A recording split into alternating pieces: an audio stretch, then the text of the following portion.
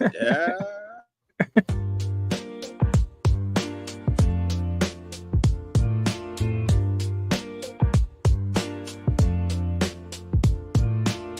Yo, gringos in the house. Straight out of Hialeah, no doubt. East 10th Street, where we play out. Here we bring the Miami crowd. Alex, the boy with the D. Step into rhythm, feel the heat. Street vibes mixing with the Latin tree. In our flow, the two worlds meet. East 10th Street boys bring the party. Bring the noise from Hialeah with some joy. Should I say Water like that. Well, I'm telling you, bro. I'm focused, bro. I'm focused, man. I'm inside out. You know who I am by now. How do you identify as? You know, hey. When Alex takes a shower, the dude goes for 3 hours. I mean, it's like, you know he's going to be gone for a while. You have time. Do whatever you're going to do. Go grocery shopping. Go eat dinner. Night, Latin spice and neon lights. Good evening, Miami, and welcome to another edition of East 10th Street Boys straight out Hialeah. I'm Bobby El Gringo, joined always by my brother, Alex the Boy, with the sounds of Miami behind him. Alex, what's up, brother? Jesus Christ, man. When it's not the internet, it's a plane. I legit, we were talking, there was no planes going over me, and the moment we go live, whoo, fighter jet. I'm doing good, man. Perfect. How you doing, buddy? Man, I'm all right, man. Just got home from Chuck E. Cheese with the kids. Got out of work a little early today. Yeah, You had the pizza, work a little early today. I had some pizza. Ah. You know, but I don't know what it is, man. I ate a couple slices and I'm like, not a couple slices, but like, because they break up in like they get stuck together. So like a piece per. Yeah. So I ate half of one and half of the other. And Taji's like, why don't you just fast? I'm done. I'll eat later or something. I'll eat later. All right, so what it is. Audrey ate four. That girl eats. You know, Oof. she's And gone. she's skinny as hell. Yeah. She's doing good, man. She's doing good. Everybody doing good. Alex, did you watch The Bronx Tale right away? No, I have not. Alex. I have not. I promise I'll give it my all. What I did watch, I watched the first episode of 0 Day.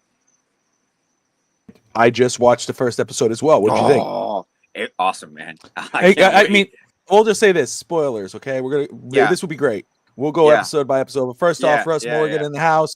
Dolphin fans, lock up your wives and your mothers. Talking about Zach Wilson being signed by Miami. We'll talk about that. You don't gotta worry about your wife. She's gotta worry about your mom. You worry about your mom. DSG. Now I know why DSG posted the Bronx Tale GIF under my comment on Twitter. Got you. Okay. Now I get it. Now because before I was kind of like, I wonder why is he right? Why did he do that? I was starting to think about it. Now I know. But so I'm very intrigued by that show.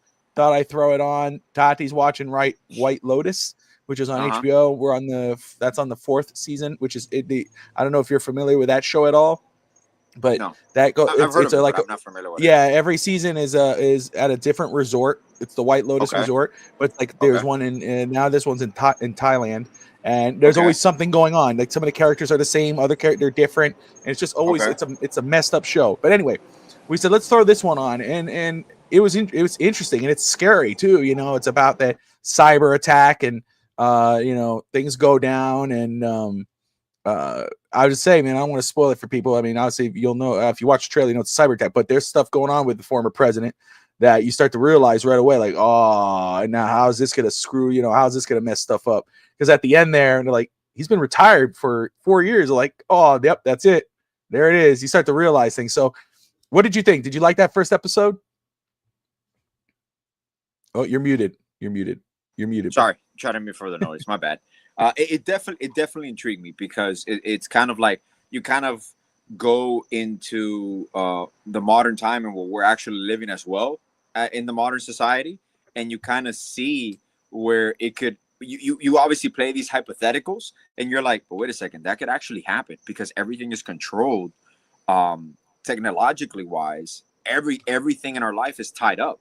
So if you have a complete takeover or like a complete breakdown, I'm talking about bank accounts, work, your kids, your phones.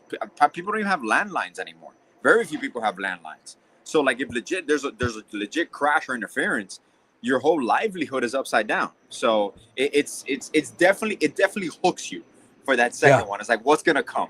Well, yeah, I just want to know because he's kind of in and out, and you don't know what he's actually, what's real, what's not real right now. Correct. It's like an Inception type thing.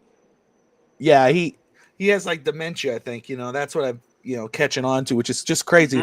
And it's good. Yeah, see, DSG's on it. He's probably, I don't know if DSG finished it or not, but he's saying it's juicy. So I'm intrigued, man. I and it's De Niro. Who doesn't love De Niro doing a series? Like, I'm all fired up, man.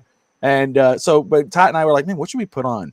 And we're like, we gotta put something funny. So we went back to Eastbound and Down. Do you remember that show?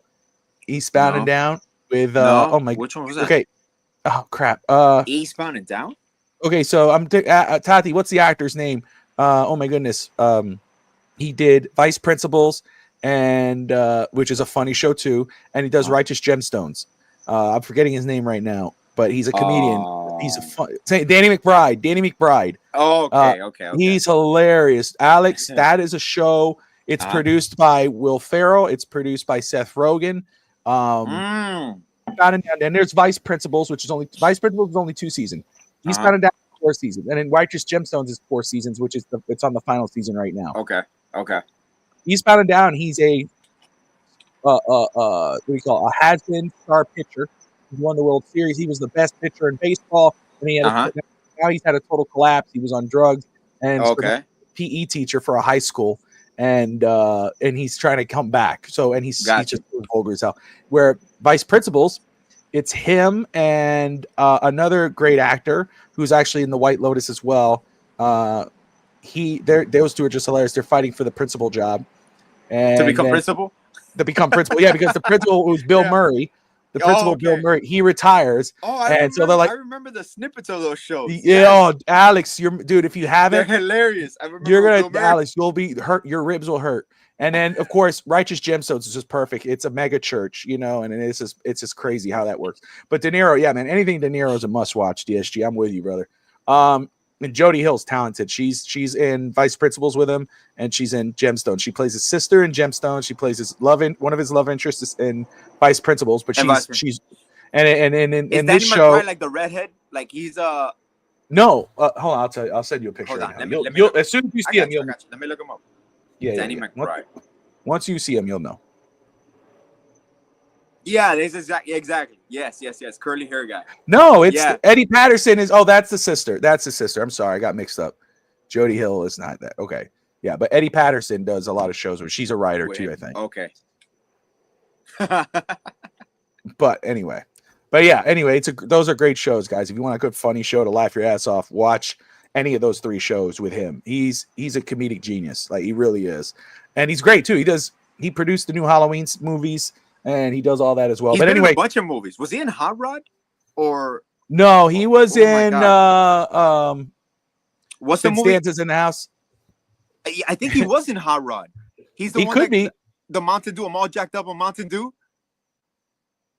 I'm all jacked up. That's him. That's no. Oh my God. No, you're talking. No, he was in a movie with James Franco and Seth Rogen.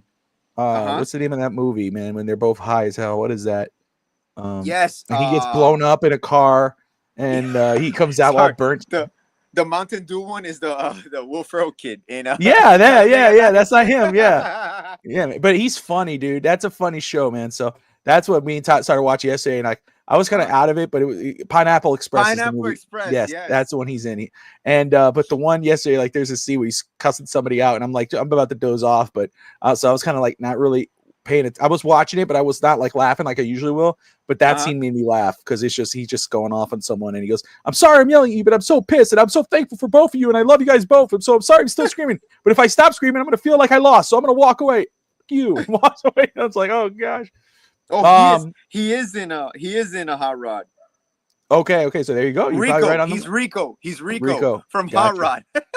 Yeah, there's a scene where that I saw. I don't know where that's from. I know I've seen it before, but I don't know what movie it's from. Where he's a karate teacher, and he tells this older lady who's about to go against a guy. He tells the guy, "Don't do anything. Don't do anything. She's gonna do it." And the girl does the move, and he goes, "You see that?" He goes, "All right." He goes, "Now," he tells the guy, he's a karate teacher. He goes, "Now I don't want you to hold back. I want you to try everything you got." And she's going to kick your, he's like, tell her, he goes, you got it? He goes, yeah, okay, fine. And so the guy's like this, and the old lady goes, okay, and he goes, go, and he just boom, and the woman gets knocked out, and he kicks her in the stomach, the guy, and you just see Danny McBride's character kind of like look away, and he goes, is she alive? Is she alive? It's like, she good? It's so good, man. He's a genius, bro. The timing is amazing. The impeccable humor. I love the timing of it. So oh my god, we are in the middle of free agency for the NFL. Mm-hmm. Alex and I have not talked at all. No. Since last week.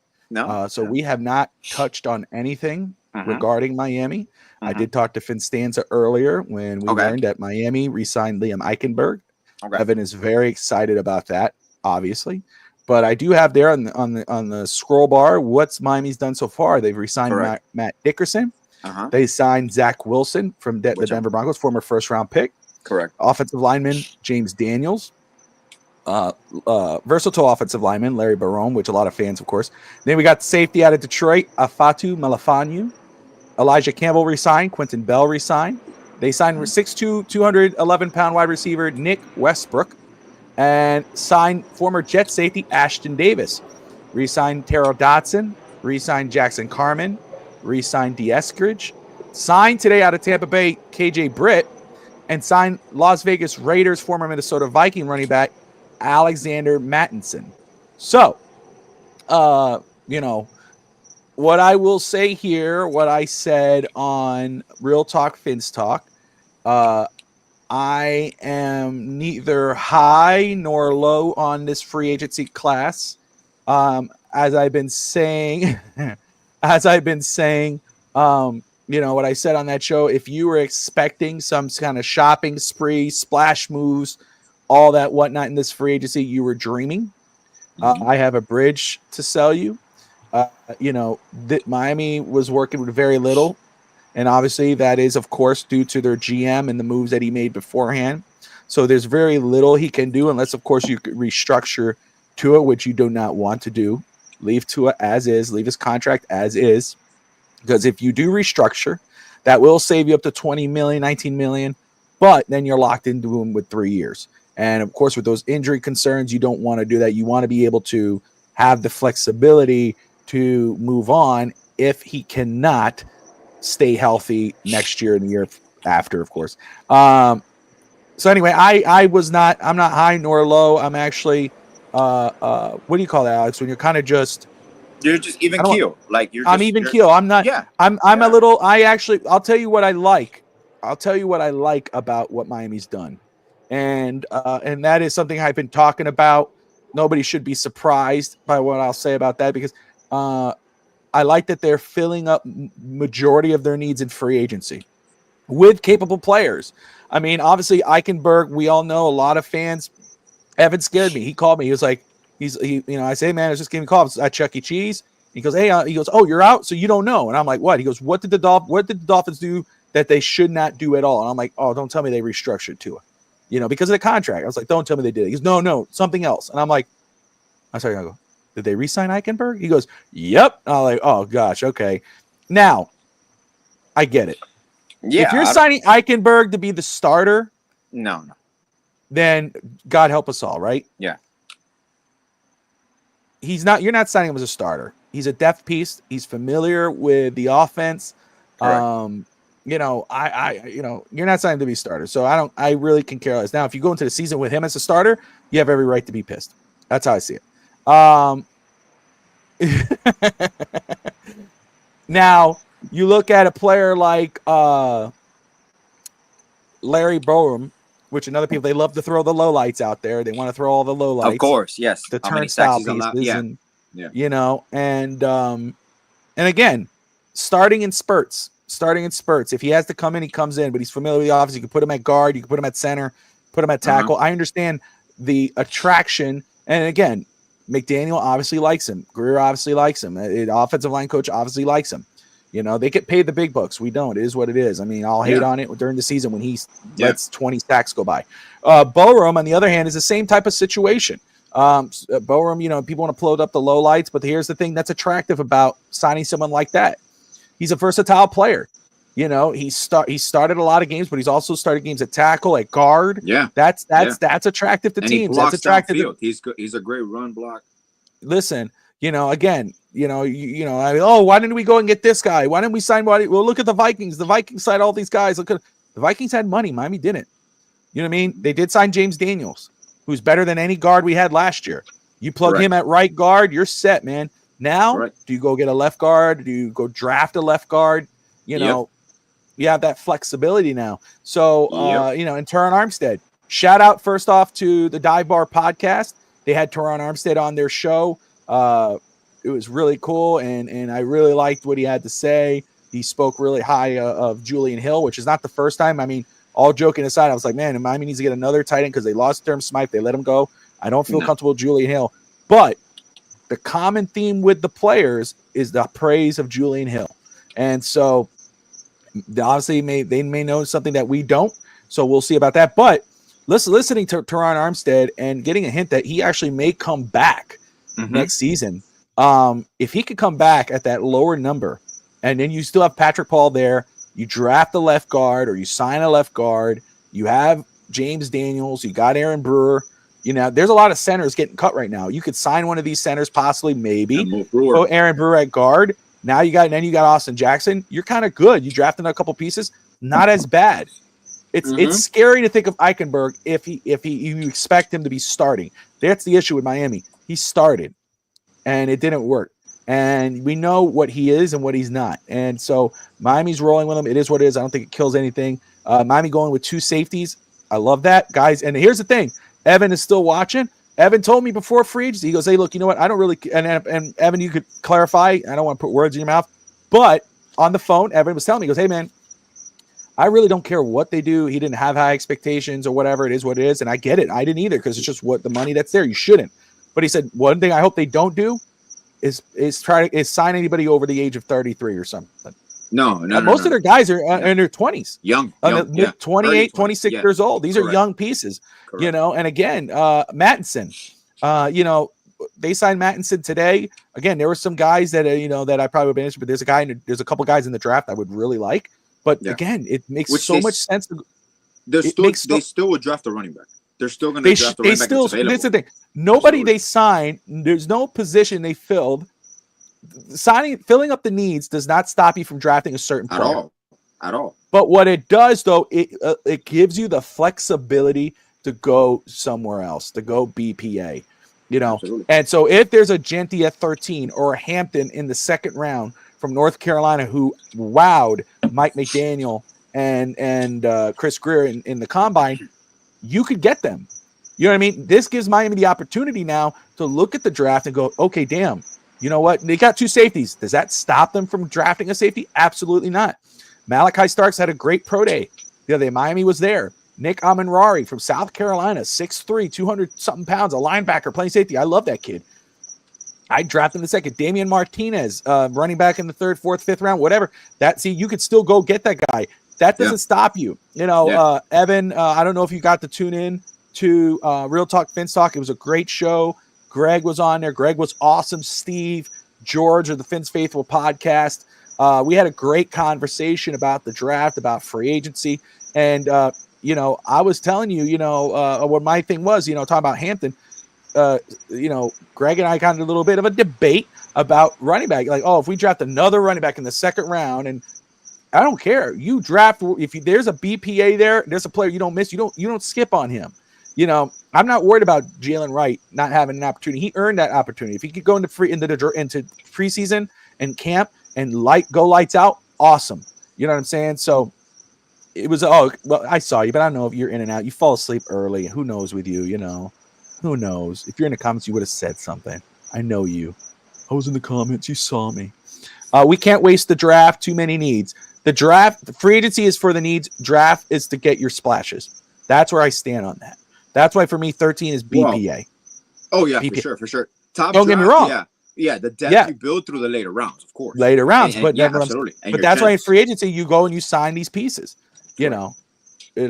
I seen that. LOL. Yeah, you see, and I know. Yeah, DSG says I'm going heel. John Cena influenced me, because I kind of went on a little bit of a rant, and I could, I'm not here about, let's win, man. Let's enough of this. We're not baby players. I don't care where we drafted you. If you didn't show up and show out, we if there's a better player there, you go get him.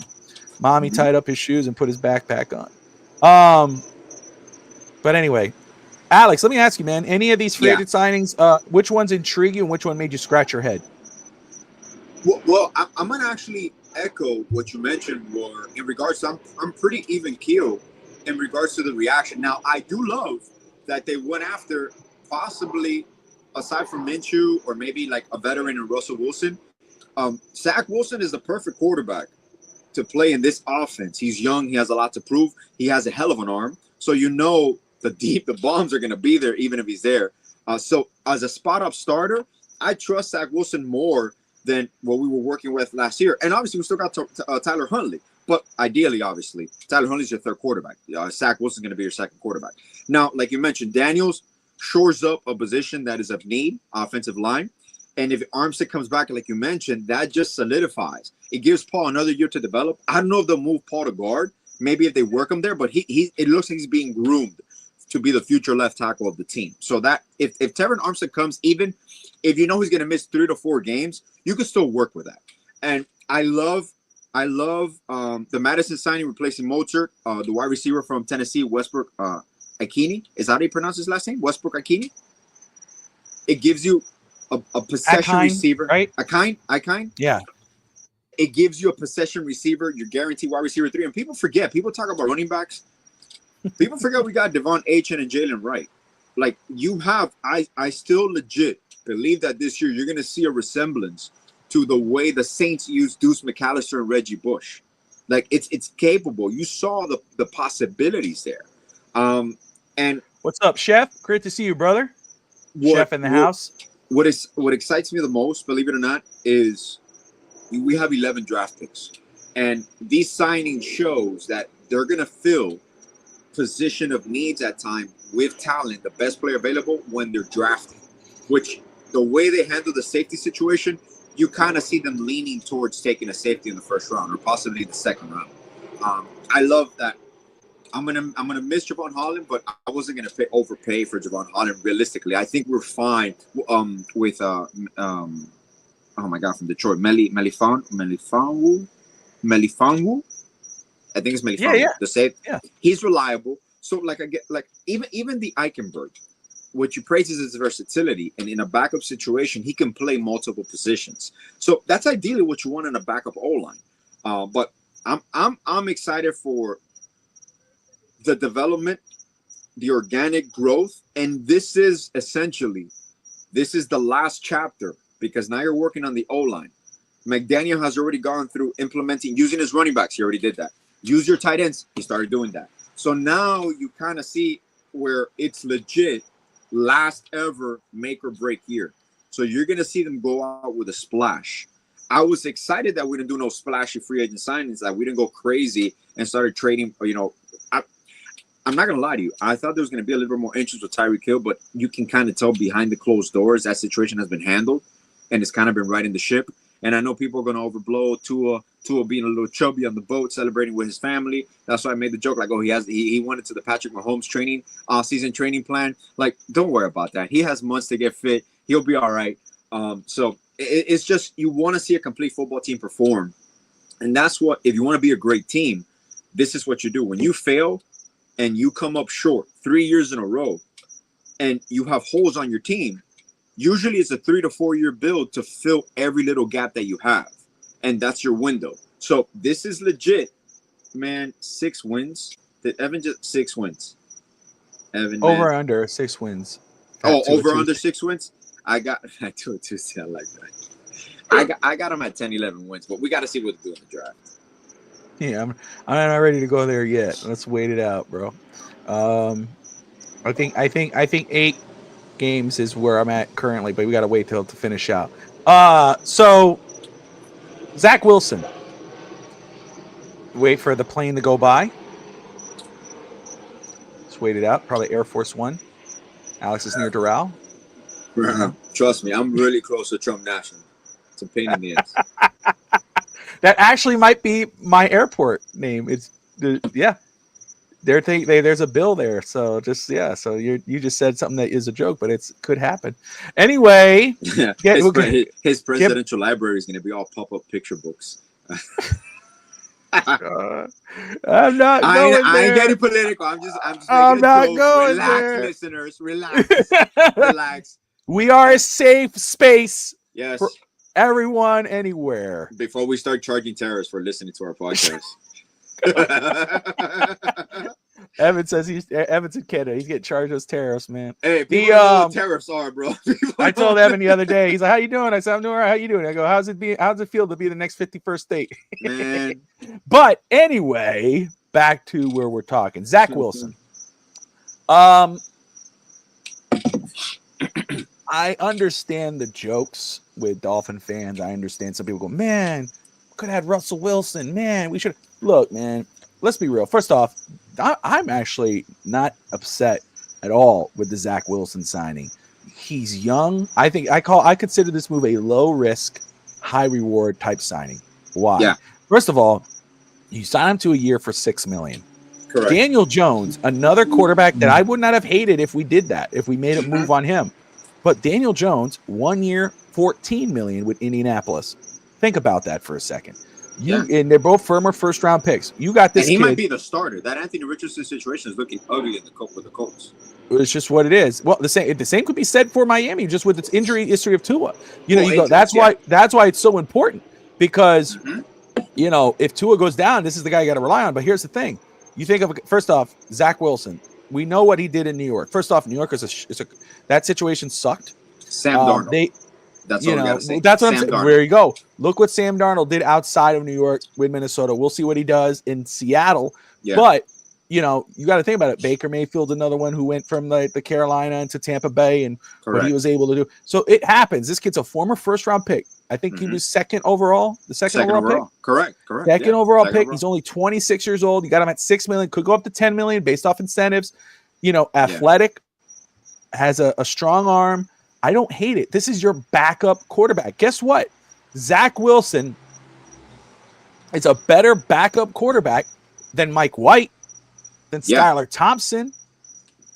Why are we complaining? What did you expect Miami to do? Yeah, we had the fantasy that they were going to sign a Russell Wilson, and of course, the issue with the jokes with Aaron Rodgers and whatever. But realistically, this was the best move they could have made. I'm not upset with this. Does this stop them from drafting a quarterback? No, it does not stop them from drafting a quarterback in the mid rounds, possibly. But now it gives them the flexibility that they don't have to do that. So I don't hate that move at all.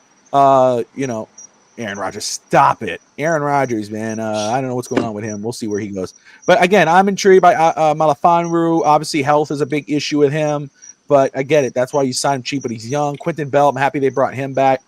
Evan said that the wide receiver, Nick Westbrook, is the most intriguing guy, which I get it. Think about that, man. He had the most yards, I think, after or per reception.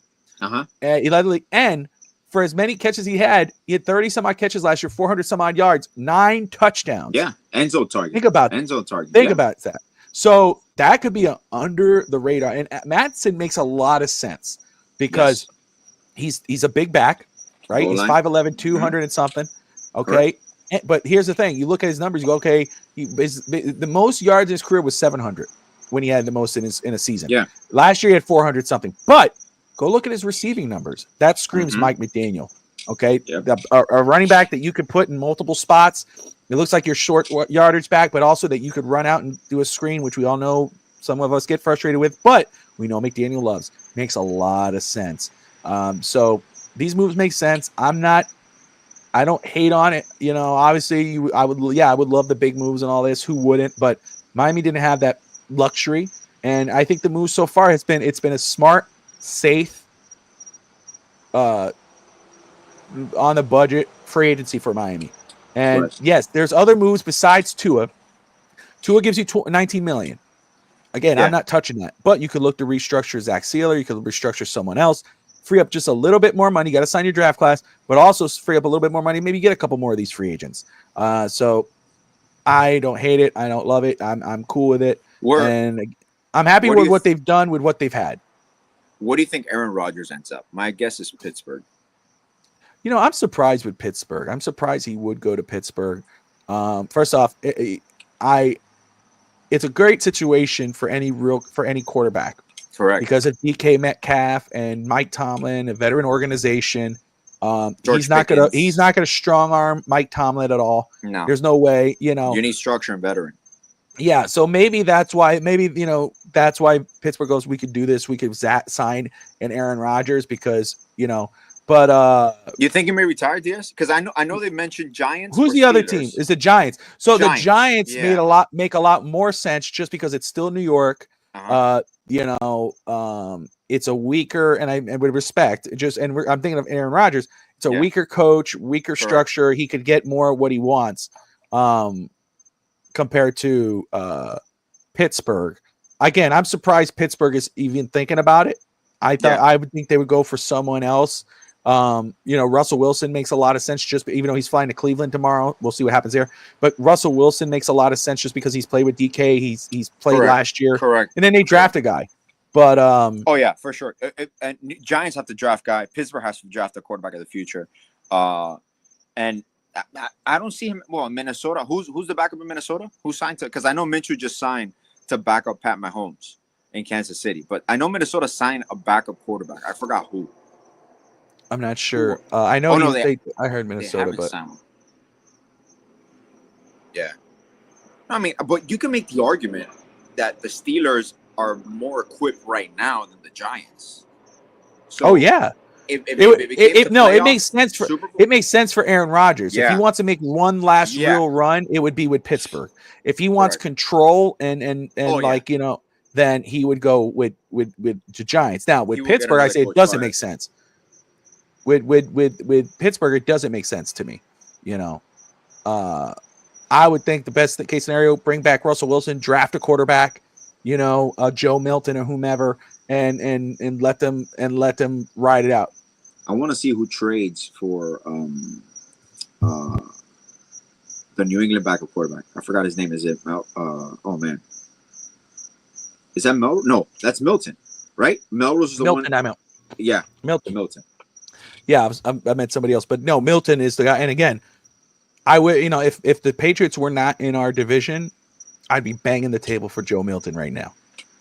I would, in a heartbeat. I think he's going to be better than Drake. And Drake May is a great quarterback. I think Joe Milton's going to be better long term. Great upside quarterback. Yeah, it's early to call him great, but no, I'm with you, Alex. If it was me, I'm riding with Joe Milton. If I'm the Patriots, don't get me wrong. Drake May, I get it. There's talent there, and he's good. Yeah, but I like the upside that Joe Milton has, and what Joe Milton's explosive. He does everything, dude. Man. Yeah. If he wasn't in New England and they were trying to trade him, I would be banging till mommy make a move, give up something, get that guy in here in a heartbeat. Yeah. In a heartbeat. But it is what it is. I keep talking about Aaron Rodgers, and I keep thinking of LeBron James. And the reason why I'm thinking about LeBron James, did you see what happened with Stephen A. Smith? Yep. Yeah. Man, and I just love, Stephen A. Smith has a lot of airtime, and all respect to Stephen A. Smith. Yeah. Grew up watching him. I have a lot of respect for him, and I enjoy watching him. I really do. He's it's kind of different now. It's just kind of a little off now, but it's too much. It's a little, they try to make the excuse because Charles Barkley, I love Charles Barkley, and I always will, and Shaq and the inside the NBA, but that crew. But Charles was right, in regards to we'll get to the LeBron situation. But Charles Barkley was right when he kind of went at ESPN. He said these idiots that we're about to work for, which I love. He did that. But he goes, all they talk about is LA and all these the Cowboys and whatever. They don't talk about OKC, one of the best teams in basketball. They don't talk about Cleveland. Yeah, and it's true. Why are we not talking about these teams? Why are we always talking about these teams that are behind everybody else? And he called them out. And so that's the type of things that I don't like about Stephen A. now is just that he focuses so much on, and he has say over that. That's not BS. You know, Of he has the power that he course. can make it where he goes, hey man, let's talk about these other teams. Of And course. fans are going to tune in. Why are they going to tune in? Because of the brand, not because of what you're talking about. Stop it. Stop it, bro. You can tell. Obviously, marketability is one of the biggest things. And for example, Tati could attest to this as in her job, where you see timing is important, the size of the market is important. Luca getting moved to LA. Well, that's different, right? Look, That that's is newsworthy. But That's something you talk about. ESPN has always just focused on the big market because it moves. Now, when you're a true basketball aficionado and you like seeing all these teams, the best teams right now is OKC and Cleveland. And now, I guarantee you, because of Charles Barkley doing what he did, you're going to see ESPN pick up more games that involve like younger teams. My hope is next season when Charles Barkley goes to ESPN. Oh yeah, and they try to bring that somebody goes, no man, let's talk about somebody else. I'm not going to talk about this. Amazon's going to change the game too. Amazon has the package next year. They're gonna diversify because the in-studio talent and analysis is going to be much better. Yeah, I know, but they ain't going to get it exactly. You know, so when he says like, oh, we'll look at the ratings. You know, those are like you said, big market. Blah blah blah. Yeah.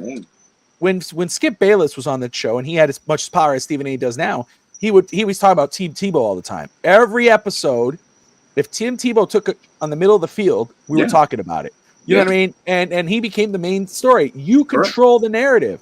So that to pretend like the narrative controls you is wrong. The brand is why people tune in. I don't tune in the first take anymore. It's not the same to me.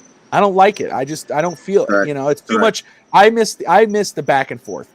I enjoyed, first off, Max Kellerman, Skip Bayless and Stephen A were legendary, those duo. And they just did a show together on Skip Bayless' show, which was cool to see. But those two Max Kellerman was great. Who's the one who was on there for a while with Max Kellerman and Stephen A? He's on Fox News. Oh my goodness. Will Forte? No. No, not Will Forte. That's like Will Kane. Will Kane. That he became a political. I really enjoyed Will Kane on First Take. He had great debates. Oh my good! Like even if you disagreed, you were like you understood where he was coming from. Correct. And to me, and it's Max Kellerman when he would go, LeBron's Tom Brady's gonna fall off a cliff. Even if you were like, what?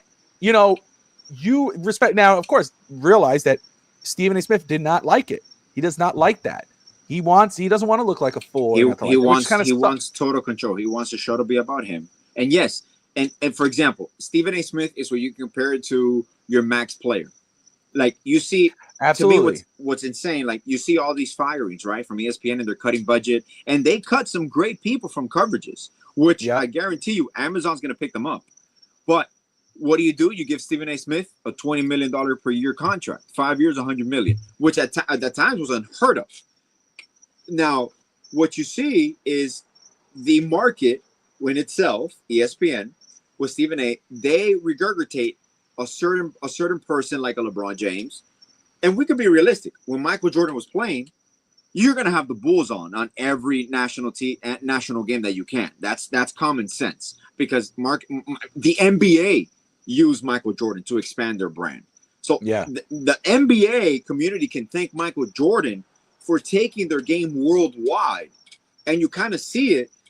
If you see the documentary, have you seen the documentary of the U.S. Olympic team, the race to gold? Not yet. I see. I have it. I saved it on there with Kevin Durant and everybody's on there. Yeah, I haven't seen. I have it listed. And there's Kobe and the Celtics series on HBO right now. Oh, I gotta see that. Yeah, I'm gonna start watching those too. But the thing is, Bob, we're really gonna see where this goes when LeBron retires, because LeBron has been kind of like the float for ESPN consistently for almost 2 decades. So when LeBron retires, and Tati could give an opinion on this. I don't know if the NBA, which is weird, they should have more marketability globally because their best players right now are international players. So you have SGH, Jokic, the Joker. You got Giannis. All the past MVPs, the 6 past MVPs have all been international players. So SGA is in a small market of OKC. Cleveland, small market, but they got Donovan Mitchell. They got star power. So, yes, I know the Knicks are going to be there. The Lakers are going to be there. The Celtics are going to be there. But little by little, you got to do it gradually, in my opinion. Branch out to successful teams because at the end of the day, people want to see stars and they want to see good basketball. SGA is probably the best player in the NBA. I know Luka's not going to be with the Lakers until he resigns or doesn't sign. And you got LeBron, so you got a double star power there. The viewership is going to be through the roof. So I know you're going to milk them. But also give it a fresh take for your younger crowd because you're just focusing on one demographic per se, and just being loud and obnoxious about shit. But there's actual people that enjoy watching the game of basketball and having great commentators, play-by-play analysts. You want to be spontaneous. You want to be natural. Some of the people that they have removed doesn't make sense to me. I don't know if it's a contract dispute or not. Yes. Exactly. You have to. So, and I will. So anyway, very quick about LeBron James. The situation, right? So yeah, I forgot what. I know Stephen A. had been talking about Bronny James, and if I remember correctly, I don't know if this is why LeBron got pissed, but I remember him saying that Bronny should be playing in the G League. That LeBron, you're not doing him any favors. You did this. And then, so what Stephen A. said. So anyway, the video that went viral, what we're talking about, is that LeBron, after seeing Stephen A., it was the third quarter, he saw Stephen A. And confronted Stephen A. and said, "Stop talking about my son," and told him basically, "No, I don't care about anything else." He said, "Let's talk about this later." He said, "No, we're talking about it right now. Stop talking about my son. That's my son." Yeah, of course, he used explicit, cussing him out. Of course. And Stephen A. said, "Okay, all right, fine." So obviously Stephen A. didn't say nothing really, and I get it. Don't want to cause a scene. Yeah. That's what Stephen A. says, but Stephen A. has a lot to say now that he's not in front of LeBron and he's behind a microphone and he's going on every show. He was on Fox News. He was on Gilbert Arenas' podcast. He talked about it, I think, on Skip Bayless's podcast. And he said that he did not realize what was really going on because he's like, I didn't say nothing. I didn't go at him like that. It was about you. It was about, and that's what he said. He said if he would have known that, he would have told LeBron. First off, it's true. LeBron didn't have to do that right there. He could have just said, "Hey, talk to me after the game. I need to talk to you." And could have went on, "Hey man, you know what I'm saying?" Like one thing. You handle those things behind closed doors. Yeah, you did it in front of everybody. Correct. Everybody saw it. And so I get that part, and it's true though, because here's the thing. If Bronny James, this is where I understand as a father standing up for your son. I get that. Yeah. But there's a difference here, Alex. Correct. If your son is playing for the Los Angeles Lakers on an NBA team, correct. He's an NBA player, correct, on a public forum, a public stage, correct. He is not free from criticism. No. And it's so true what Stephen A. said, and I understand though, like I'm saying, like I sympathize with defending your son. Maybe Bronny saw that and felt really down on it. Maybe Bronny feels a certain kind of way. Maybe he's a little too, maybe he's sensitive. I don't know. He's a good kid. I could tell, right? But like PSG, he's open game. He's, my thing is, and maybe LeBron as a father sees that, but LeBron at the same time, instead of confronting Stephen A. or maybe talking to Stephen A. on the side going, "Hey man, let me fill you in on something." I'm sure Stephen A. would have said, "You know what? I didn't think of it that way." Correct. But because Stephen A. does have that power. That's the thing. And Stephen A. does control that narrative that if he starts saying that enough about Bronny, the world's going to start saying that about Bronny, the sports world. Because NBA fans already know. We know, and he said it. Dwayne Wade didn't do that with his son. Shaq didn't do it with it. Like, these guys are not pushing their sons to be on an NBA team. You're going to draft him. I'm going to go anywhere he goes. Somebody has to draft him, and he has to play. Other guys said, no, you're going through the G League. You're going to earn your way up. LeBron didn't do that. LeBron basically forced Bronny to come to the Lakers and to play on a pro stage, taking up a spot. We know he's the 50-some-odd pick in the second round, but still, it's obvious he needs more time. So I can understand Stephen A. saying what he said, and you would think LeBron would be business savvy enough to think, "Hey, son, it's fair game. You're on this stage with me. I'm going to teach you how to handle this." You know, Correct. obviously, again, he's a father, but at the same time, there's another way to teach as a father, I believe, to say, hey, we're going into this world. This is what you should expect, and it's going to make you stronger. Don't let it make you weak. Because he said, Stephen A. said that when he saw Bronny before this all happened, he saw Bronny before, and when Bronny saw him at the shoot around, Bronny looked very sad. He said that you could tell, like, he's like, oh, maybe there's something up with him. I don't know. He said that Bronny looked down and looked sad, and then and he said maybe that's what LeBron saw. Maybe LeBron saw that and got upset about it and confronted him. So anyway, what were your thoughts on that, man, when you saw it? Well, there's layers to this because as a dad, me being a basketball player, coaching my son, being my son's coach, seeing him now play in a travel team, number one, you got to be realistic of the limitations, the age, the development. I'm going to put this to rest right now. Bronny James is an NBA caliber player.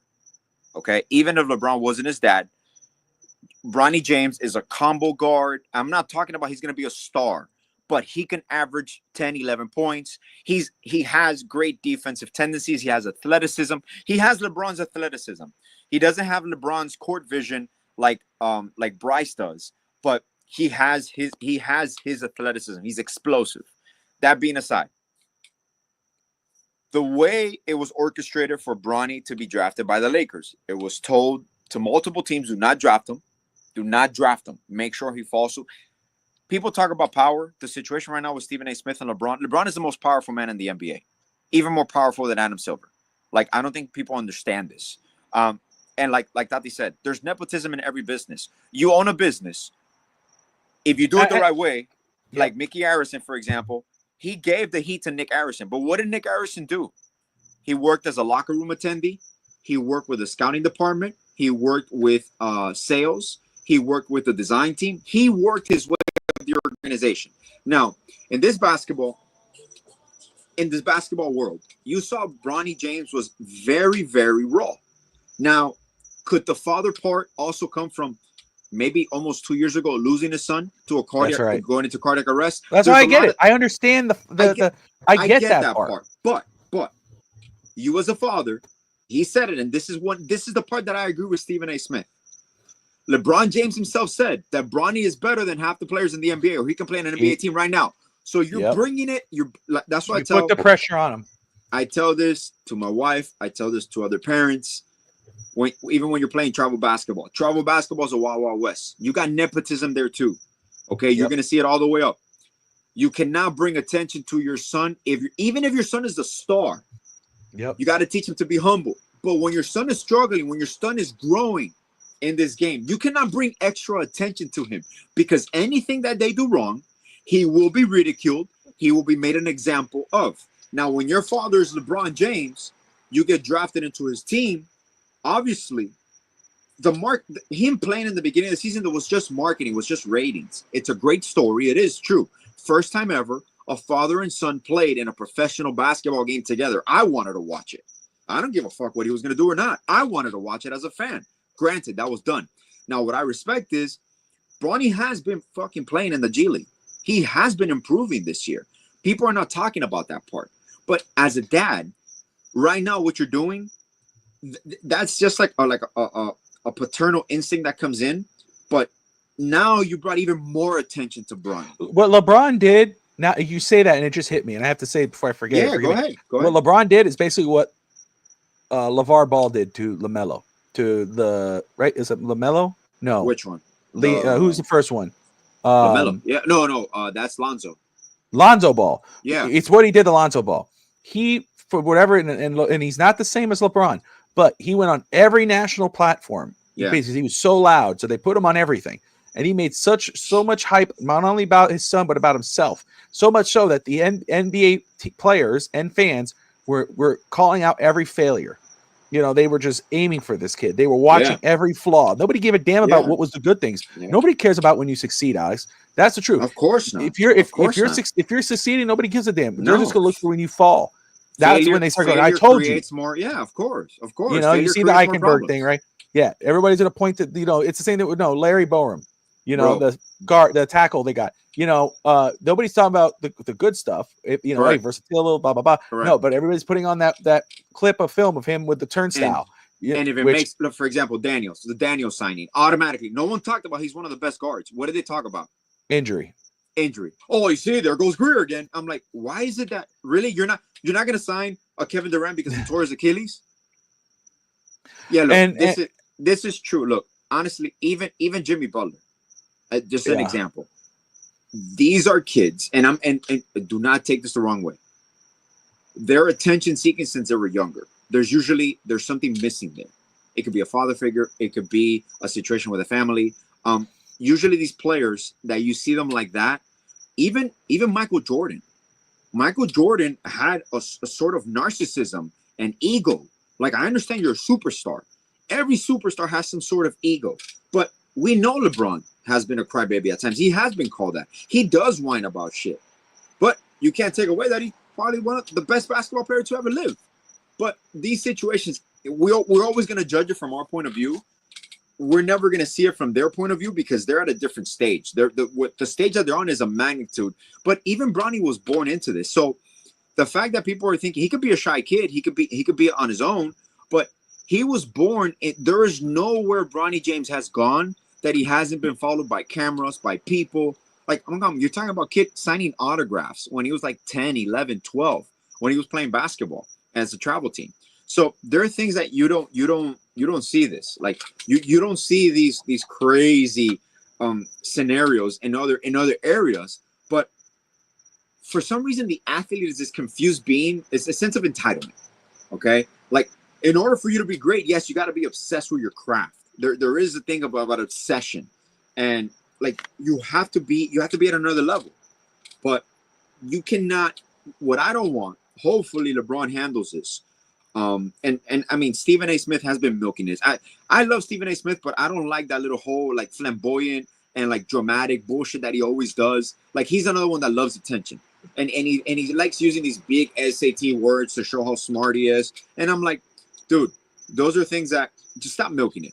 What you got to do, LeBron and him got to talk, and that's it. Just talk. And LeBron also has to let Bronny be his own man and his own voice. And I know it could have been a father figure, but he knows. LeBron knows that when he goes up to Stephen A. Smith, it's going to be recorded. It's going to be captured. It's going to be talked about. It's going to go viral. So that part right there is, as a dad, I'm thinking anything related to our kids, you think before you act. Why? Because they're going to live with the consequences of your father's actions. So those are the things that I got to think about my son and about my daughter before I say something to their coach, before I say something to one of the parents, because what are they going to do? The parent is going to talk to the kid is going to take it out on my kid. And unfortunately, that's the way life works. So now, on one end, you got to toughen up your kid because you know me. We've known each other about our whole life. You have to fend for yourself. Your street credibility is what you stand on. A man has his word, and a man has his actions. If I take that away from my son on the court, people are going to ridicule him. People are going to make fun of him. So I got to let him stand up for himself. Now, I got to teach him certain things here or there, but I cannot go fight his fights. If he gets bullied or if he gets pushed around, I'm not going to go get the father of the kid. No. You got to take care of that, son. You got to own up to that on the court. No, so 1000%. And that's what I'm saying. Like, there's different ways. Obviously, you want to look for your son's well-being. You want to make sure. And like you said, a couple years ago, his son had a heart failure. And he went to paradise. I get it. I understand that that's a part of it. And as a father, your natural instinct is to protect your son. But at the same time, you really want to help your son. Teach him how to handle that personally. How not to let it get to him. And it will make him a better person, a better player. Mr. Genius is reporting that Ian Rappaport says that Tyree got traded. We'll see. But if it was, then that's what Mr. Genius says. But see it when I'll believe it when I see it. Mr. Genius, appreciate you, my man. And like you said, nepotism. Nepo baby, whatever. There's a way to do it. Look, if you're a father or a mother and a parent and you got a business and you're successful, or you're running a team, and of course, I don't blame a parent to give their child a job or to put them up or whatever. But like you said, Alex, there's ways to do it. Exactly.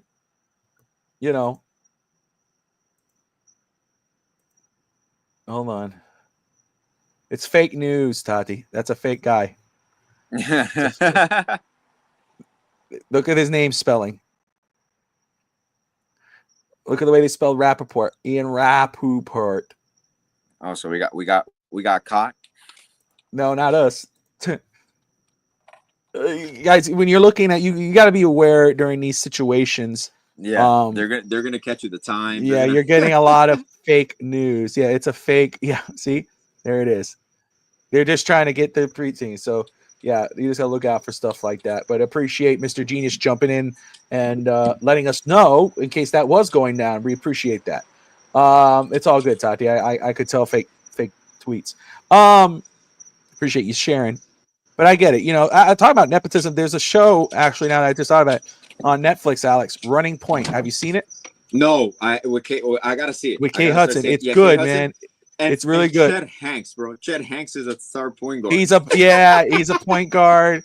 You know, way too big for a point guard in my opinion, but he's really good. Man. Way too big. It's a good. Well, I just, you know what it is. Let me tell you. First off, it's a great show. Yeah. She's is the his youngest. Acting good? Is he a good actor? Yeah, he's good. He plays a role similar to him. You know, to himself, to his story, his life. In regards of his struggles and stuff. But you know, it's the dad who owned the team. He dies. You don't see him die, you know, but she's the main character, and her and her three brothers run the team. Like the oldest brother is so this is like the Lakers. This is like the Lakers story. Yeah, exactly. The older brother runs the team. Yes. And the other brother does marketing. The other brother is the GM. And then the daughter, the sister, is works in the foundation part of it. So, but her brother, her oldest brother, has to go into rehab, and so she takes over the team. She takes over the team, and so, but it just gets over. The only thing I'll tell you, I really love the show. It's great, and you're gonna love it, Alex. You really will. It's but the one thing I tell Tati always rubs me the wrong way that bothers me is they don't get the NBA teams. You know what I mean? It's fake teams. So it's a fake league. Because of the rights. Yeah. That's right. So, but I just you think that they would have found, been work with the NBA, to get a deal done, to get these teams, but it is what it is. Moving on, as we wait for the Miami Dolphins to figure out what they're going to do, sticking into the NBA. And we would have been a breaking news thing if it was not a fake tweet, Mr. Genius. So appreciate you. We would have been like talking about that. Oh crap! What did they do? Oh, here we go. Let's go. But he's got him. He's got him. Yeah, that would be so bad to trade him to the Baltimore, unless it's like a late first round pick or a second round pick. Miami Heat currently 29-36, multiple fourth quarter leads blown. Right now, currently, just talking about where they stand. Yes, there's slim playoff hopes still alive, the play-in hopes. But it's hard to envision that when the team, because there's a lot of players playing really good, and I know it's very easy to point the finger at Terry Rozier, plays 11 number of minutes, but it's the whole team. It's an issue with the team. There's just a lot of brain farts, and Coach Spo is not free of blame. Again, every time his teams are in it until the end. Players need to hit their shots. Players need to run there's a lot of it has to do with it. You're watching a game, you see a lot of mental hiccups, and they are 29-36. Again, to me, I didn't expect. I said this team was, I think, between the 5 and 7 seed. So it is what it is. They're not doing it, but again, I understand the situation. The Jimmy situation, the injuries, and whatever, the distraction of it. Here they stand right now at 29-36. They have a 9.4% chance with their pick to be top 4 in the NBA draft lottery. They have a 2% chance to get the first overall pick.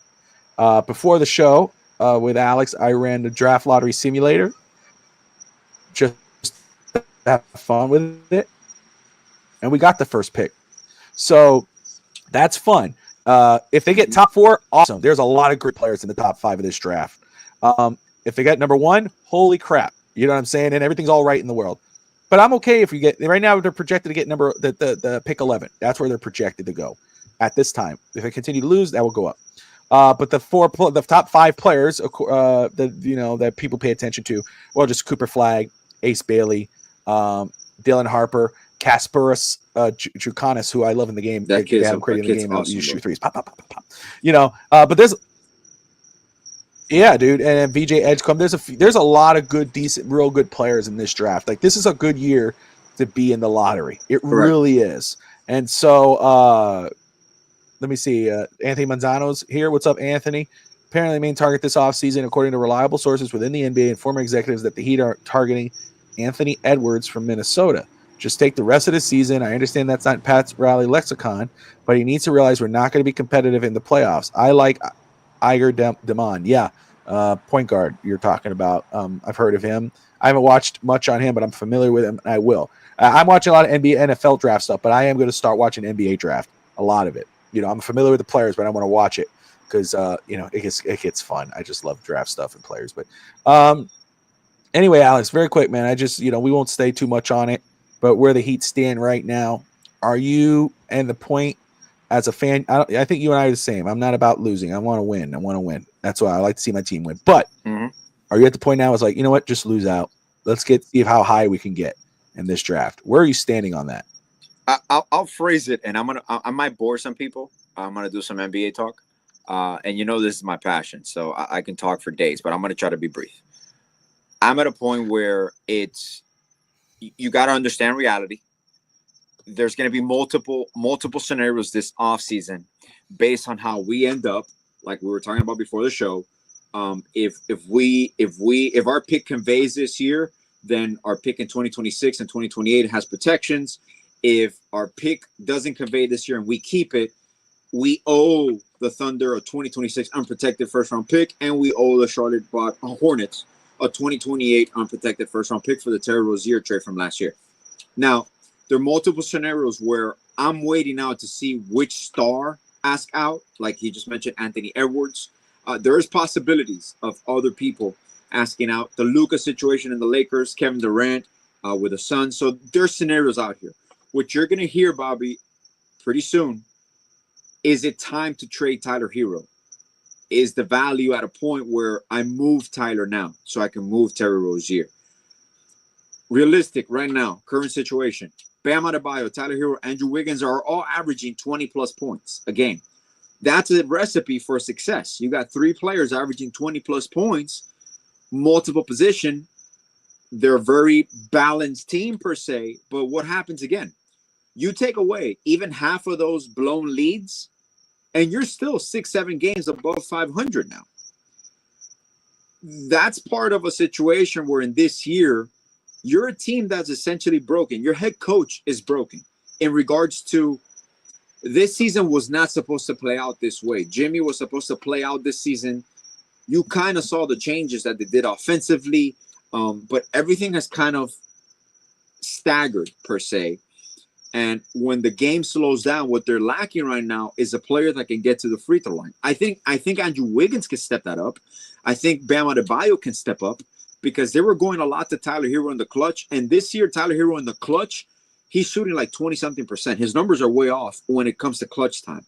That's when Bam is actually being more successful. And you're kind of seeing Bam more comfortable. Now, the Khalil Ware minutes. Losing Jovic was the dagger to the heart this year because Jovic was starting to come on his own with his role, and you kind of saw the team doing it. Hawk is regressing a little bit, has been staggering. Pelle Larsson with his hustle, his heart, you kind of see the writing on the wall. I would not be surprised if in a few games we might see Josh Christopher play. We might see Keshad Johnson play because you kind of need to start seeing now what do you have. Because this is a make or break offseason for the Heat. There's going to be changes coming. I'm a big believer in you're going to play the game the right way. The basketball gods will reward you. We were in this situation before. We were in the abyss before we got Jimmy, and oh my God, our franchise isn't going anywhere. And we revamped our franchise in a year. So I want everybody to be calm, play it out. Miami will do what they got to do. You're going to be there's no way for us to get out of the play-in. we're not bad enough that we're going to lose all these games. We're not going to tank. But are you going to see some players start taking some maintenance days? Are you going to see Bam miss a couple games, Tyler miss a couple of games here and there? Yeah, you'll see that, because you need to start seeing what you have. You don't lose anything. You see the Khalil Ware minutes. The part of it, the development is when he's facing more physical centers, more physical type centers, he gets dominated. So he needs to get in the weight room. He needs to work on his game. He needs to evolve. That's part of the growth. This is going to be a growth season, but do not be surprised if the turnaround is really short, depending on what we have with the draft, depending on what we move. So I'm in a scenario where, and I've always been a big believer in this, you coach the right way, you play the right way, you will be rewarded the right way. You're going to see a lot of teams, like we mentioned, the Spurs are going to shut down De'Aaron Fox. He's going to have season-ending surgery. The Sixers are already shut down Embiid. They're going to probably shut down George. There's a lot of teams right now. Dallas has 7 players available. Like, everything is falling on Dallas right now. So the basketball gods take care of that. There's going to be competitive across the league, and you're not playing. You're going to be playing for a play-in, but I'm in no position to say what the franchise values more. I would prefer to have 2 picks in this draft, because I believe this draft is loaded, and I prefer the now more than the future, even though I know there's future projections for certain players. That's great, but I think this draft is deep enough where you got 5 or 6 franchise players, or essential core pieces. Like last year's draft, we knew it was just fill-in pieces. You know, we saw that. We knew that. There was no star power in last year's draft. Maybe a few players here and there, like Reed Shepherd, and he's stuck because he can't get playing time in Houston. And when he gets playing time, he blows up. So there are things that you will see change as the season progresses. But Miami Heat are still going to be competitive. They're still going to be in games until the third quarter. But it's really a talent issue at times. It's a mindset issue at this point, because this team has shown it could play with the best teams in the NBA. They just can't close out games. They can't get to the free throw line in the fourth quarter when the game slows down. And that's something that you've been playing a style of basketball for 6 years. You don't change that in a matter of 2 months. Like, that's a training camp. That's a whole, like, this year is going to be kind of like a rinse, like a etch-a-sketch. Yep. Like it's just erase it. We're growing. Yeah. But even for Spo, this is a time he just went through a divorce last year. The whole situation, we went through a divorce now with Jimmy. That's hard. People don't realize this. Like, these are professional athletes. I get it, but they have a private life. They're human beings too. And it takes a toll on a staff. It takes a toll on a team. This year has been draining. I kind of like, I know they compare this year to like 14-15 when LeBron left, but also the year after the finals run in the bubble, that team was just exhausted. That team needed to get swept in the playoffs and just go home and revamp. So that's what kind of I see. There's going to be a revamp going here. So very quick shout out to Sergei Bobrovsky, who got in the top 10 of wins in NHL history. Congrats. Most career wins. Yeah, he's at 424. So shout out to Bobby for the Florida Panthers. They won tonight. So Florida, man, I'm so excited for the NHL playoffs. I want Florida to they made some killer deals at the trade deadline. They won today. Again, Bobrovsky, who they kept over Serge Knight. Right? No. Is this, no, Spencer. Yeah, Spencer Knight. Serge Knight. That's a rapper, isn't it? Sorry, my bad. Suge Knight. Suge Knight was the owner of Death Row Records. Look at you. All right, let's do this. We're at an hour. Boom. It's still early, so we'll keep it. Hold on. Let me turn my comments off.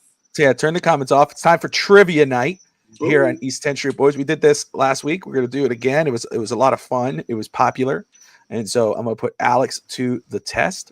Boom. So let me make sure everything is working. Let's make sure. Baba Booey. Let's see. Let me shrink. And for full disclosure, I do not know what topic it is. I don't know what I'm being asked. I'm surprised, just like everybody else will be. That's right. Oh, we got small little. Oh, look at the moon. Yeah, no, I'm fixing it. No, I like this. I like this. Look at the moon. Beautiful moon. Look at the moon. It's a full moon. It's a full moon. You know, and like, I know I say this jokingly, but as a kid, I always envisioned walking on the moon, and I just saw it as the epitome of the universe and how small you are, and you can be. Tristan right now is really into space. Oh, yes? Yeah, dude. He Oh, is really into space. okay, okay. He's learning about. He wants to know about the black hole. He wants to know about Oh, light my years, the man. moon. He's so intrigued by it Yes, all. You know, yes, he grabs my phone. He watches it for hours. You yes. know, just learning. The other night, he told me, he said, Dad, we started talking about light years. He goes, if you go through the black hole, and then I said, well, son, I said, that's theories. You know, we don't know what really Yeah, happens. yeah, You know, we don't know what's on the other side of it. There's only yeah. theories about that. I said, he Correct. goes, what if I travel like many light years away and I did this? And I said, well, here's a theory on that. If you travel, light years is the light that comes, that light that you see from a star. It takes so much time to get here that there is kind of really slow. Like I said, if you Yeah. travel light years away, you go on a spaceship, you Mhm. travel light years. Now, this is a theory I told him. It was right before he went to bed. I kind of rocked his world, which should Yeah. have not done that. But I said, if you go light years away, you travel light years away. I go, by the time you get back, you might be the same age or just a little bit older. Correct. I said, Correct. but by the time you get back, I won't be here more than likely. Yeah. By that time, I'll be gone. You know, he goes, what do you Yeah. mean? I go, probably be dead by that time. And he goes, and I was like, what? I said, there's a movie, and now he really wants to watch Interstellar. And Yes. I showed him a clip, and I haven't seen that movie yet, but I showed him the clip that I saw, and he was like, yeah. He goes, well, what I would do, you know what I would do, Dad? I go, what would you do, son? He goes, I would take you, Mom, Yima, Alito, Audrey, Ellie. I would take my family, and we'd go together. So that way we all stay together. I go, oh, and he goes, and the other people, I can't help them. They just have to stay here. I was like, okay. Thanks, son. Appreciate Yeah, it. appreciate that. But anyway, so yes, son's really into space right now. That's awesome. So we're gonna go ahead and roll this out as we're running short on time. Again, guys, Alex won't be looking at the answers, so you could put your comments in there. I won't see them until after. But so what we're gonna do? There's two of them. There's which teams did he play for? And I'll bring up a picture of a player, and you got to list the teams that he played for. Okay. Extra credit will be in order. You can list them all in order. Perfect. If you misplay, it's what it is. You get one wrong, it's wrong. You lost that one. Okay. Yeah, you get tough one judge wrong. here, bro. Look at this guy. If you get one wrong. Now the second one will be, if you ever remember growing up and watching Pokemon.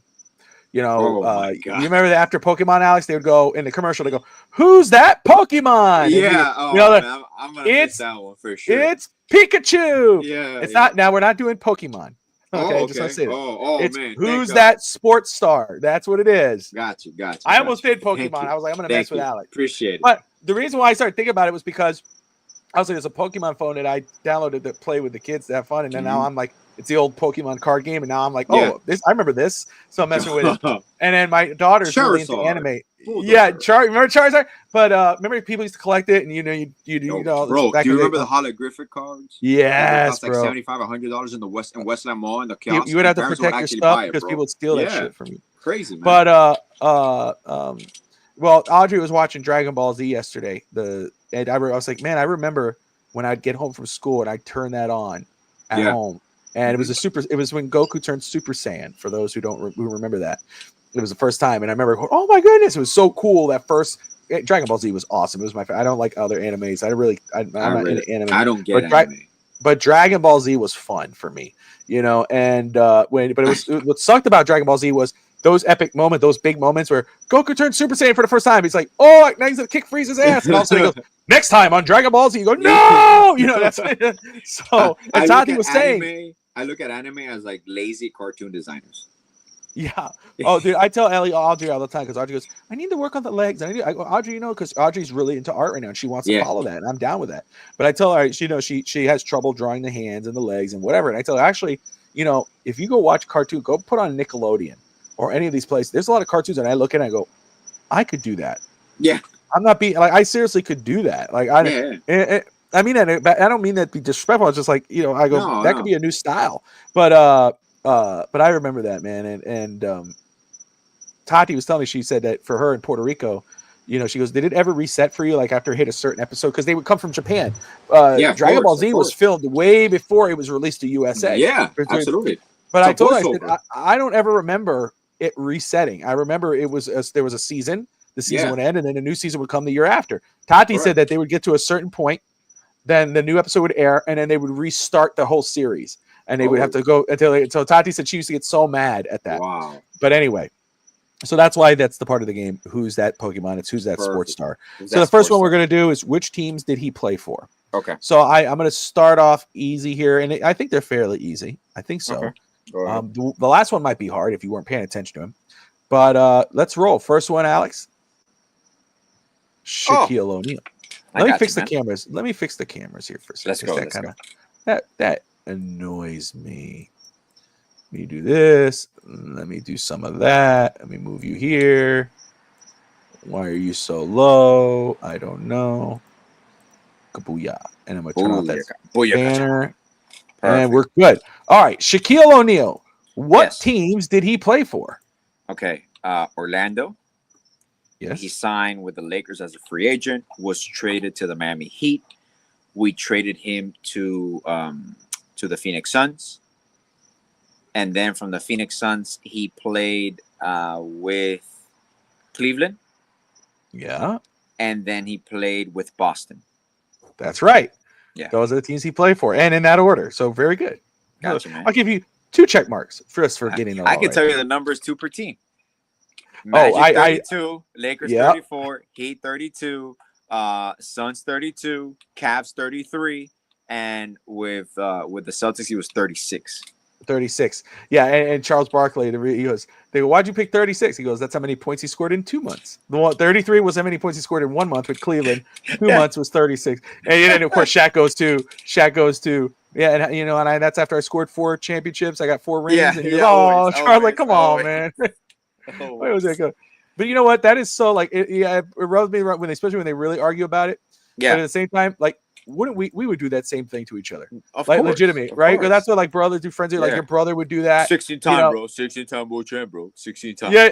16 time, 14 time. Oh, 14 time. Look at that. 14 time. But I'll take the 16 time. When you write the script, but remember, who was the first ever Whatever. That's right. First ever undisputed champion. Looking at him. D-bomb. That's boom. D-bomb. All right. So next one. Go ahead. Chuckster. Charles Barkley. Oh, this is simple. Okay. Sixers. Yeah. Phoenix Suns. Houston Rockets. There you go. What's his numbers? In the Sixers, he actually changed his number. He was 30. I think he was 32, and then he became 34. And then with the Phoenix Suns, he was 34, and with the Rockets, he was 4. All right, there you go. That's not a part of it. I just thought it'd be funny. But, all right. Chris Paul. Oof. Okay. Obviously New Orleans, OKC when they were playing there for now. Yeah. He played for OKC twice, really. Okay, New Orleans. You can say the Lakers. No, not the Lakers though. David Stern vetoed the trade. Yeah. It Almost. It was Clippers. Clippers. It was Houston. OKC. OKC. He was traded to Washington, but never played for them. Golden State. From Golden State to the Spurs. So this one, you missed Phoenix. So my God. Phoenix you missed Phoenix. Oh my God. You said the team he never played for, the team he was traded, but he never played with. Christ. But the Phoenix Suns. So the Phoenix Suns were the ones that traded him to the Washington Wizards, bro. Yeah, that's right. For Bradley Beal. Oh my God. Okay. But Washington. All right. So there you go. So I knew that one. I said it get harder. And even though it's Chris Paul, it got hard because he has a lot of teams. That's crazy to think. Yeah. Great players. Insane. But you know what? I noticed there's a trend there. And Phoenix, Westbrook, Houston. You know, they all these players. Michael Beasley. Okay. All right. Damn. Okay, it was the Heat. We traded him to Minnesota. Then he played, I want to say, Phoenix, New York, back to the Heat, Lakers, Bucks. I don't think he played for anybody else after that. Didn't play for the Bucks, played for Houston. For Houston? Yes, Houston. Well, he didn't play for the Bucks? Who am I confusing him with? Shit. So, man, to be honest with you, kudos, bro. I mean, you go by order too. Like, yeah. And I love how when you're saying it, you get real close to the screen. So I'm like, is he reading this shit? I was like, he's like, let me think. Lakers, Heat. I got the wrong glasses. Is that Milwaukee? It's like, no, bro. They did it? Oh, I'm confused. Oh, it's like let's see here. Yeah, that's right. See here, Tati, you see that? Yeah. Alex is that's right. So annoying. Yeah. It's true. Hey, we got to do one in NFL, Bobby, you and me too. Yeah, bro, for sure. All right. So now, who's that sports star? Great. Here we go. Who is it? I'll say it like this way. Who's that sports star? Damn, that's silhouette. Jesus Christ, bro.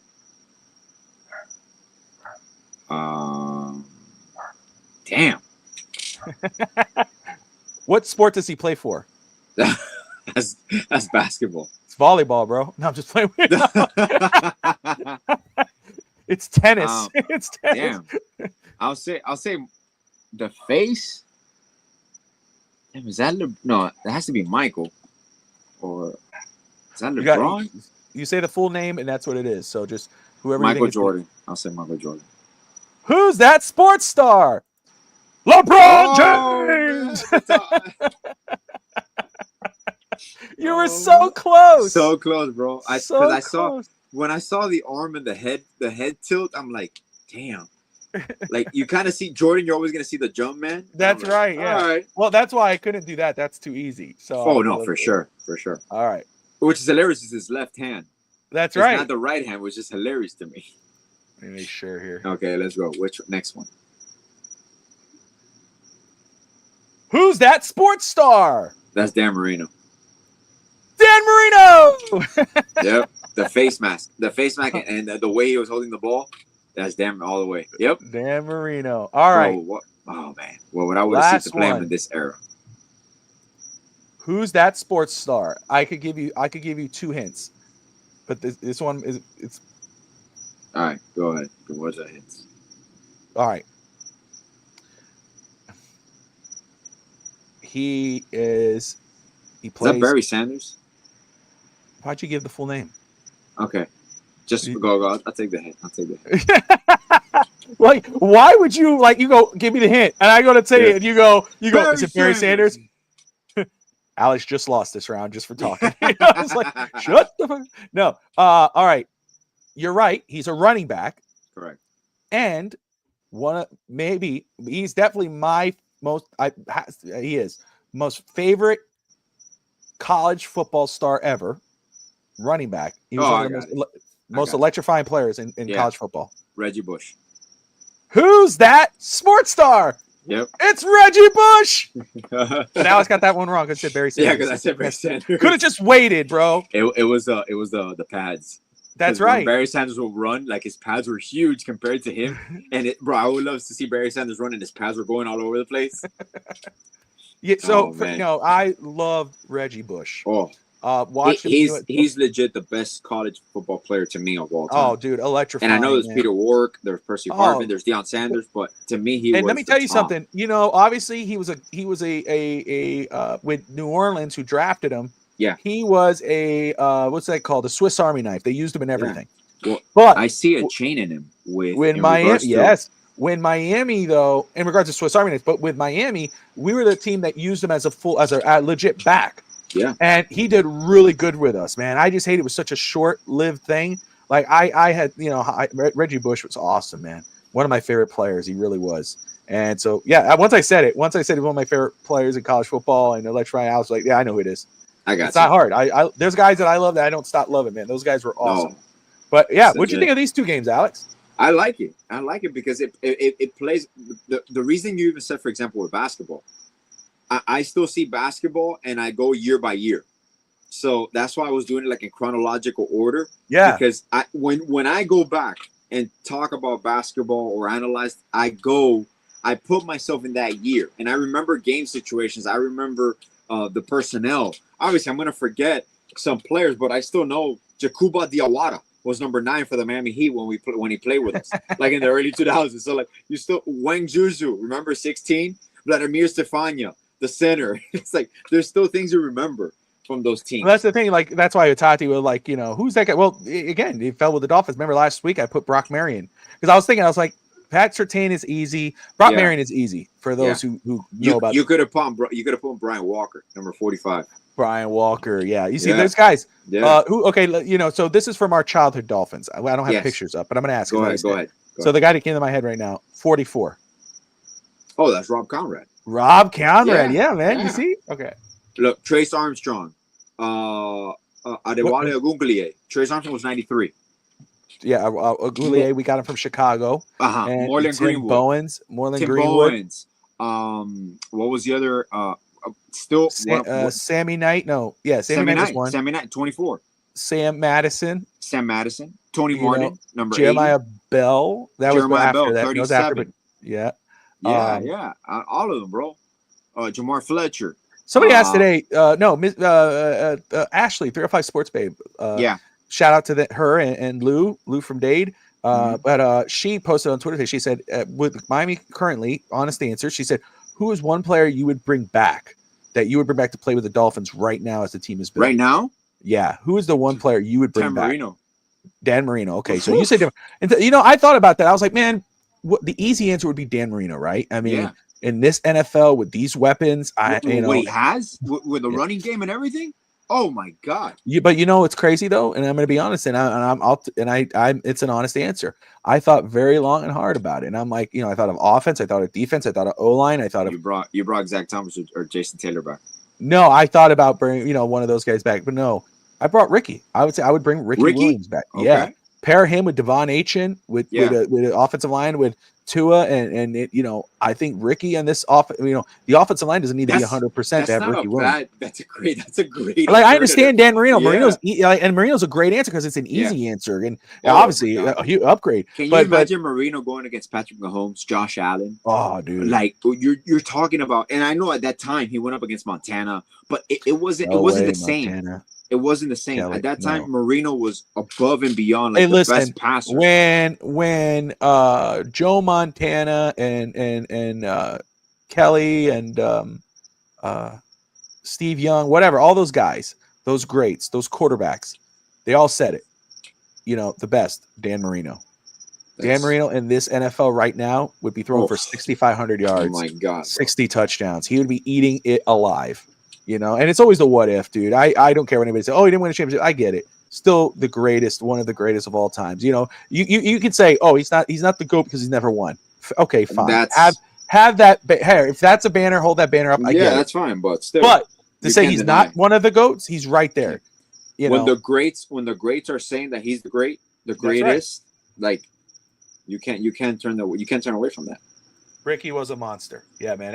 He was. I would bring Ricky back. I mean, don't get me wrong. I get it. I thought about Dan Marino, the Zach Thomas, Jason Taylor. Zach Thomas with this linebacker group, would be epic.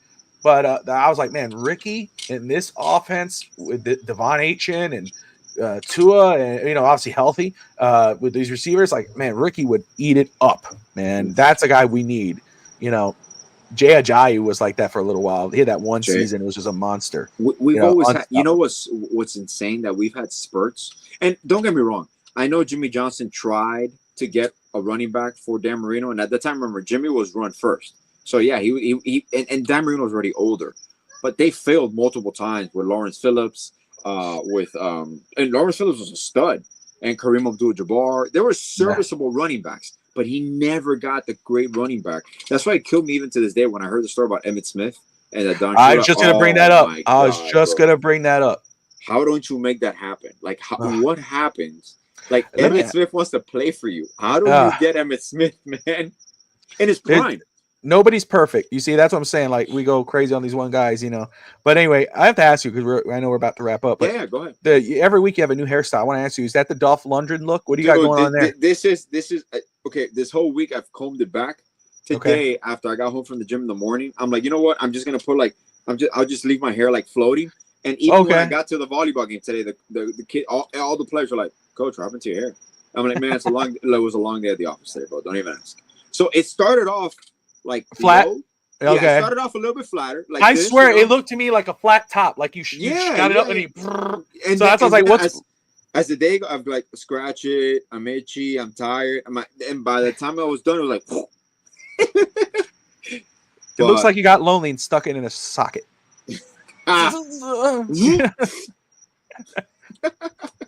More than I get in a week. It's like, oh man. What? Oh. And it's electric. It's electric. All right. Alex, any final thoughts, man, before we wrap this up? Man, we're getting into the exciting season of NFL draft, NBA playoffs. The Major League Baseball is about to start. I'm actually excited, believe it or not, for the Marlins young core. The starting rotation is going to be nice. It's just for all my Heat fans out there, for Heat Nation. Unfortunately, sometimes you got to go through these years. We knew that the separation from Jimmy was going to be hard.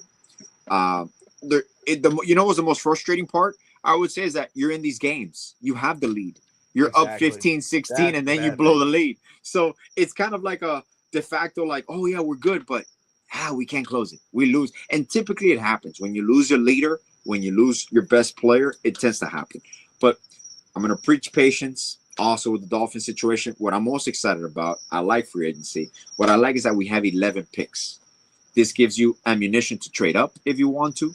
You could even trade down in certain situations to get more picks. You can rebuild your depth, your core depth with these picks, but you got to hit on them.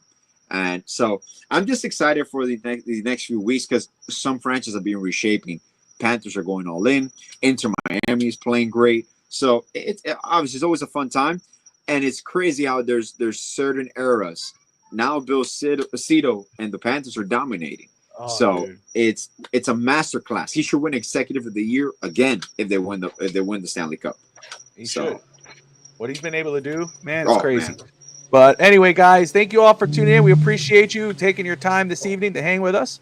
We'll be back next week. Until then, like and subscribe, and good night, Miami. Peace. Peace. Yo, Gringos in the house. Straight out of Hialeah, no doubt. East 10th Street where we play out. Here we bring the Miami crowd.